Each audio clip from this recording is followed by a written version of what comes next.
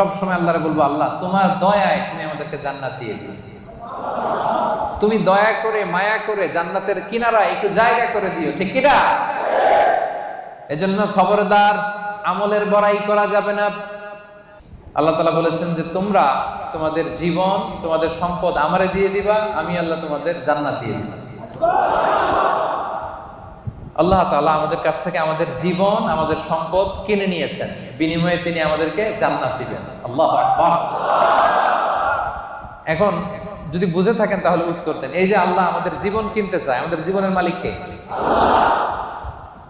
আল্লাহ যে আমাদের সম্পদ কিনতে চায়, আমাদের সম্পদের মালিক জীবনের মালিকও সম্পদের মালিকও আবার এই দুইটা কিনতে চায়ও সুবহানাল্লাহ বলবেন না?